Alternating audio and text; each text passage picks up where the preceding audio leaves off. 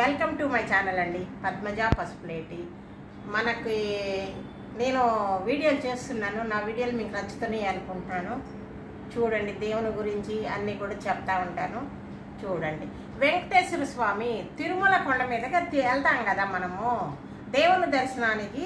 తిరుపతి వెళ్ళి తిరుపతి నుండి తిరుమల, పై కొండని తిరుమల అంటారు, కింద ఉండేదాన్ని తిరుపతి అంటారండి. మనకు వెళ్తాము, గబగబా దర్శనం చేసుకుంటాము, గబగబా దిగిపోతాము. ఆ విధంగా చేయకూడదండి, ఆ విధంగా చేయకూడదు.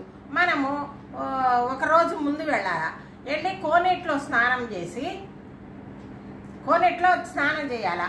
ఆ రోజు రాత్రి నిద్ర చేయాలి అక్కడ అన్నట్లు. నిద్ర చేసినందువల్ల మనకు దేవుడు మనకు కనబడతాడండి. ఎక్కడ కనబడతాడు వెంకన్న? ఎక్కడ కనబడతాడు? ఎక్కడ కనబడతాడంటే, మనం తెల్లవారుజామున 4 గంటలకి 5 గంటల లోపు మనం ఈ రూమ్లో వండుకోవటం కాదండి. కోనేరు దగ్గర దేవునిది మాడవీధులు ఉన్నాయి కదా, ఆ మాడవీధుల్లో ఈశాన్య మూల అంటే కృష్ణుడి గుడి ఉంటుందండి. అక్కడ దాని మీద మాడవీధుల్లో ఈశాన్యంలో మనకు మెట్లు ఉంటాయి బయటకు వెళ్తానికి కూడానండి. అక్కడ కొంచెం ముందు వెనక అక్కడ ప్లేస్లోనండి. తెల్లవారుజామున కానీ మనం 4 గంటలకు అక్కడికి వెళ్ళి కూర్చుంటే మన పక్కన వెంకటేశ్వర స్వామి వచ్చి కూర్చుంటారండి. తప్పనిసరిగా మనకి కనబడతారు. ఆ మాడవీధుల్లో తెల్లవారుజామున, ఎప్పుడు కూడా కాదు, తెల్లవారుజామునే మనకు కనబడతారు అన్నట్లు. మనం ముందు రోజు వెళ్ళి కోనేట్లో స్నానం చేసి వరహాస్వామి దర్శనం చేసుకుని వెళ్ళిపోయి రూమ్ తీసుకుని పడుకోండి. తెల్లవారుజామున లేకండి, మనం కంపల్సరీ నిద్ర చేస్తే మంచిదండి. కొందరు వెళ్ళి దర్శనం చేసుకున్నామా వచ్చేసామా అట్లా కాదండి. మనకు వైకుంఠం, అది తిరుమల వైకుంఠం అంటే రాత్రి ఉంటేనే మనకు వైకుంఠం అనేది ఏంటో తెలుస్తుంది. మనము తెల్లవారుజామున లేచి అక్కడికి వెళ్ళి కూర్చోవాలండి. ఈ మాడవీధులు ఉన్నాయి, మాడవీధుల్లో ఎక్కువగా ఈశాన్య మూల కూర్చుంటారండి. ఆయన వస్తారు, అక్కడికి తిరుగుతూ ఉంటారు. వెంకటేశ్వర స్వామి తిరుగుతూ ఉంటారండి. మనం వెళ్ళి అక్కడ కూర్చోవాలి. అక్కడ కూర్చుంటే మన పక్కనే ఉంటారు, మనకు ఎదురుగుంటా వెళ్తూ ఉంటారు. అన్నీ కూడా బాగుంటుందండి. కోనేటి స్నానము దాని 108 తీర్థాల్లో స్నానం చేసినంత ఫలితం దక్కుతుందండి కోనేటిలో స్నానం చేస్తే. మేము వెళితే కంపల్సరీగా ఒకరోజు ఉంటాము, కోనేటి స్నానం చేస్తాము. వరహాస్వామి దర్శనం చేసుకుని వెంకటేశ్వర స్వామి దర్శనం చేసుకుంటే మనకి ఫలితం దక్కుతుంది. ఎందుకు? వెంకటేశ్వర స్వామికి వరహాస్వామి స్థలం ఇచ్చారు అక్కడ ఉండటానికి. అప్పుడు వెంకటేశ్వర స్వామి వరహాస్వామికి ఏమని చెప్పారంటే, ముందు నీ దర్శనం చేసుకుని తర్వాత నా దర్శనం చేసుకోవాలా. మీకు ఇది ఒక ఇదిగా ఇచ్చేస్తున్నాం, మీకు ముందు మిమ్మల్ని దర్శనం చేసుకోవాలా. ఏ భక్తుడు వచ్చినా కానీ ముందు మిమ్మల్ని దర్శనం చేసుకుని తర్వాత నన్ను దర్శనం చేసుకోవాలా. చేసుకుంటే ఆ ఫలితం ఉంటుంది. అట్లా వరం ఇచ్చారు ఆయనకి. ఎవరికి? వరహాస్వామికి అన్నట్లు. కాబట్టి కోనేటి స్నానం ఒకటి, మళ్ళా తెల్లవారుజామున అక్కడ కూర్చొని మీరు ఒకసారి వెళ్ళి అసలు ఎంత ప్రశాంతంగా ఉంటుందోనండి. అసలు వైకుంఠంలో ఉన్నట్టు ఉంటుందండి. తెల్లవారుజామున 4 గంటలకి వెళ్ళి అక్కడ కూర్చున్నారనుకుంటే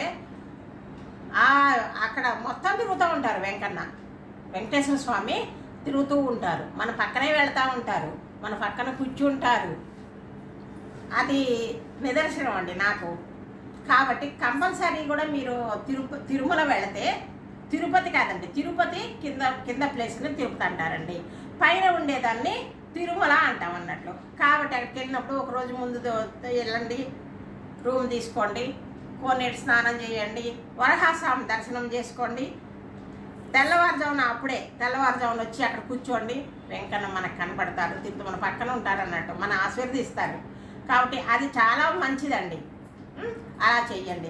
అలా చేసి దేవుని దర్శనం చేసుకోండి. మనకి సంపూర్ణ దేవుని దర్శనం కలుగుతుంది. దేవుని యొక్క దీవెనలు మనకు ఉంటాయండి. కాబట్టి ఆ పని చెయ్యండి.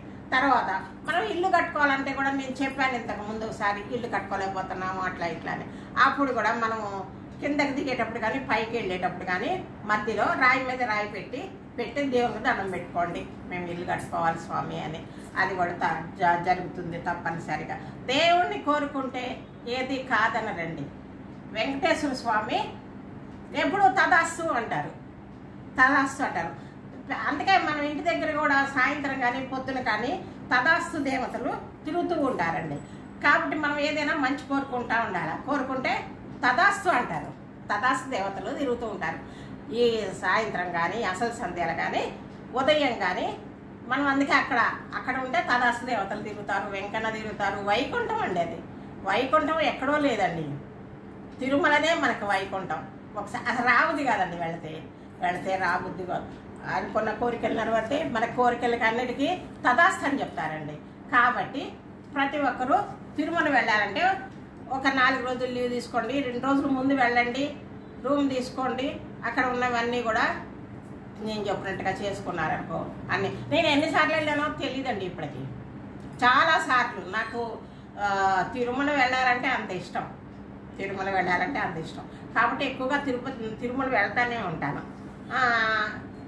ఇదేనండి నేను చెప్పేది. మనకి వెంకటేశ్వర స్వామి మనకు కనపడాలంటే ఈ ప్లేస్లో మనము వెళ్ళాలి. తెల్లవారుజామున 4 తర్వాత వెళ్ళాలి. అక్కడ కూర్చోండి, మనకు అన్నీ సవ్యంగా జరుగుతాయి.